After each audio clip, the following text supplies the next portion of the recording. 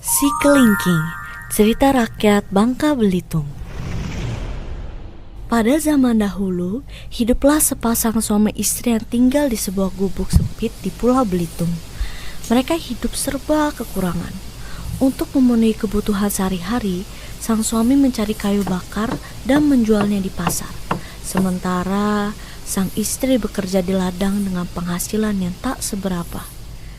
Selama bertahun-tahun menikah, pasangan suami istri ini sama sekali belum pernah memiliki anak. Padahal mereka selalu berdoa agar mendapatkan momongan. Ya Tuhan, karuniakanlah kami seorang anak. Jika Tuhan memberikan kami anak, kami janji akan merawatnya dengan sepenuh hati dan menyayanginya dengan kasih.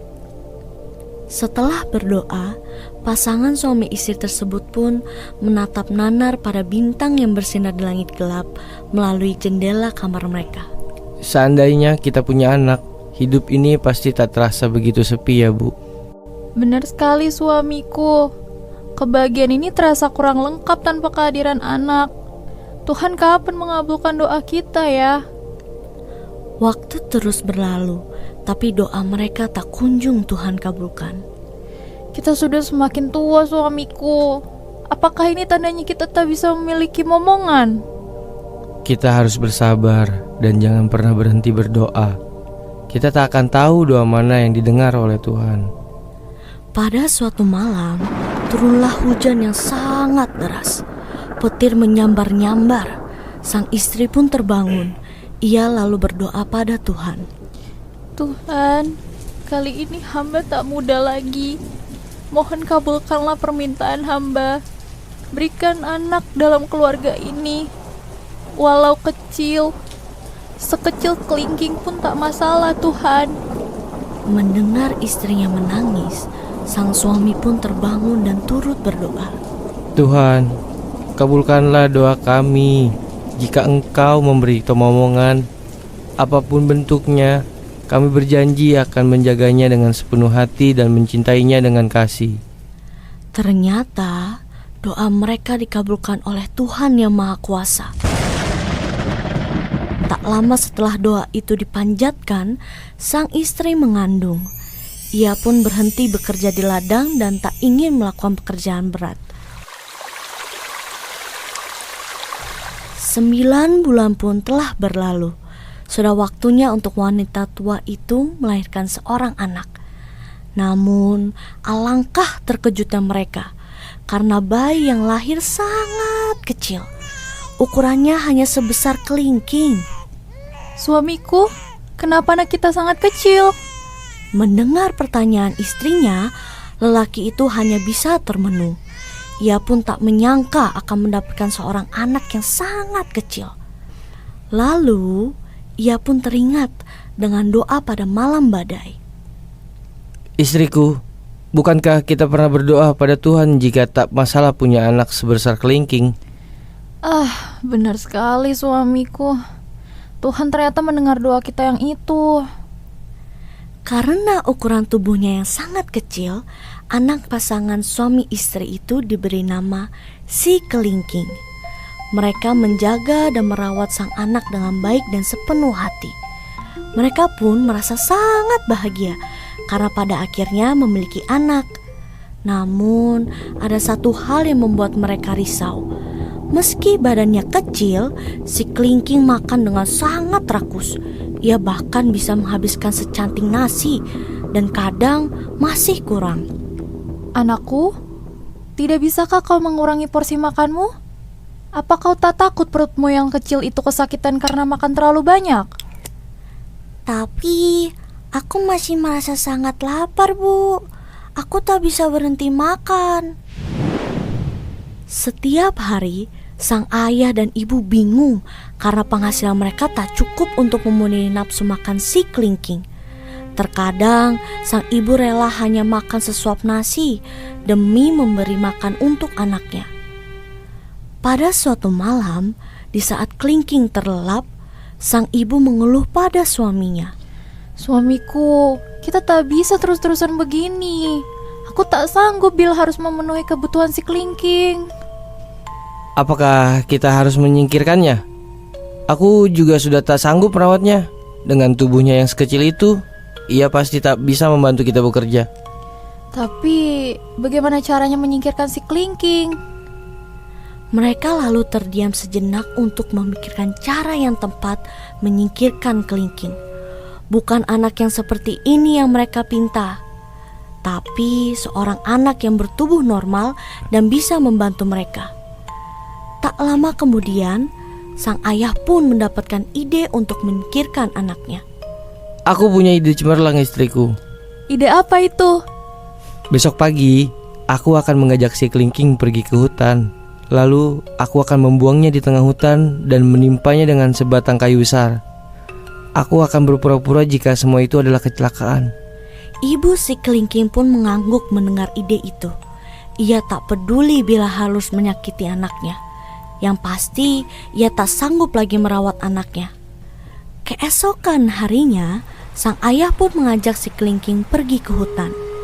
Anakku, hari ini ayah akan mengajakmu ke hutan untuk menebang pohon besar. Kau harus membantu ayah. Pohon besar untuk apa ya? Ayah ingin memperbaiki rumah kita. Lalu, mereka pun berangkat ke hutan. Si kelingking naik ke pundak sang ayah dan berangkat dengan hati yang gembira. Ia tak tahu bila sang ayah akan menyakitinya.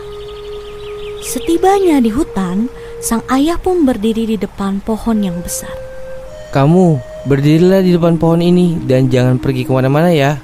Ayah akan menebang pohonnya. Baik ayah. Tanpa disadari kelingking, ternyata ayahnya menebang pohon yang akan jatuh mengarah padanya. Tak lama kemudian, pohon itu pun berhasil tumbang dan menimpa si kelingking. Melihat hal itu, tentu saja sang ayah merasa lega dan bahagia. Akhirnya aku bisa menyingkirkan anak ini. Matilah kau kerdil. Ia lalu pulang meninggalkan anaknya begitu saja. Sesampainya di rumah, sang ibu langsung menyambutnya. Bagaimana? Kau berhasil menyingkirkannya? Tentu saja. Dia kan hanya sekecil kelingking. Membuangnya bukanlah hal yang sulit. Syukurlah, kita jadi bisa hidup tenang sekarang. Sepasang ayah dan ibu itu pun bersantai-santai di rumah mereka. Ada perasaan lega, namun juga sedikit kehilangan karena si kelingking telah tiada. Namun, menjelang siang hari, rupanya si kelingking kembali. Ayah, ayah, harus kuletakkan di mana kayu ini? Suamiku, sepertinya itu suara kelingking. Apa kau sudah memastikan bahwa ia sudah tiada? Ayo, kita lihat langsung saja. Betapa terkejutnya mereka menyaksikan si kelingking mengangkat batang kayu yang teramat besar. Padahal batang sebesar itu umumnya dipikul oleh 3 sampai 5 orang pria dewasa. Ayah dan ibu hanya bisa melongo melihat si kelingking pulang membawa kayu begitu besarnya seorang diri. Ayah, aku harus meletakkan kayu ini di mana? Letakkan di depan rumah saja. Setelah meletakkan kayu, si kelingking langsung masuk ke rumah dan menghabiskan makanan. Kali ini ia makan dengan sangat lahap dan pastinya banyak karena merasa lelah. Ayah dan ibunya tak tahu lagi harus berbuat apa. Sejak kelingking kembali ke rumah, suasana jadi sangat dingin. Keduanya diam karena memikirkan cara lain untuk menyingkirkan kelingking. Pada suatu malam, mereka kembali berunding perihal cara menyingkirkan sang anak. Suamiku, apalagi yang harus kita lakukan untuk menyingkirkan anak itu? Bagaimana kalau besok aku mengajaknya pergi ke gunung yang tinggi? Lalu aku akan mengambil batu besar dan menindihnya. Akankah rencana ini berhasil? Aku tak bisa hidup begini terus. Tenang istriku, kali ini aku akan berhasil. Keesokan harinya, sang ayah mengajak ke gunung untuk mengambil batu. Anakku, kali ini kita harus ke gunung untuk mencari batu besar. Rumah kita tak bisa diperbaiki bila belum ada batu. Baiklah ya, aku akan membantumu. Sesampainya di gunung, Kelingking, ayah akan naik ke atas gunung dan mendongkel batu besar itu. Kamu tunggu di sini saja dan hadanglah batu yang ayah dongkel ya. Baik, Ayah. Setelah itu, sang ayah pun pergi ke atas gunung dan membawa sebatang kayu untuk mendongkel batu besar. Ia sengaja memilih batu yang sangat besar agar kelingking tertindih. Saat berhasil mendongkel batu besar tersebut, ia langsung turun ke bawah untuk menyaksikan kelingking telah tertindih batu. Kelingking, kelingking, anakku. Namun, tak ada suara yang menjawab. Kali ini, sang ayah yakin bahwa anaknya telah mati. Ia pun bergegas pulang dengan perasaan yang sangat gembira. Sesampainya di rumah, ia meyakinkan istrinya bila anak mereka telah tiada. Syukurlah kalau begitu. Sekarang hidup kita benar-benar tenang. Namun, rasa lega itu sirna seketika. Saat sore tiba, mereka mendengar suara panggilan lirih. Ayah, ayah, di mana aku harus meletakkan batu ini? Suara itu datang dari kelingking. Mereka terkejut bagaimana bisa bocah sekecil itu kuat mengangkut batu yang sangat besar. Letakkanlah di situ. Wajah mereka kembali murung. Sungguh, mereka tak habis pikir dengan apa yang baru saja mereka lihat. Setelah berhasil meletakkan batu, si kelingking pun kebingungan. Ayah, ibu, kenapa kalian tampak murung ketika aku kembali ke rumah? Kemarin juga begitu. Tiba-tiba, sang ibu jatuh terduduk sambil menangis. Ibu, kenapa kau malah menangis? Aku tak bisa begini terus. Aku harus berkata sejujurnya padamu, Nak. Ibu memang menginginkan seorang anak. Sebelum kelahiranmu, ibu selalu berdoa agar Tuhan memberi kami anak. Namun, tak pernah Tuhan mendengar doa ibu. Tanpa sadar, ibu memohon anak dengan bentuk apapun. Bahkan sekecil kelingking pun ibu terima. Lalu, lahirlah kamu di dunia ini. Ibu yang memintamu. Ibu yang mendoakan kamu sekecil kelingking.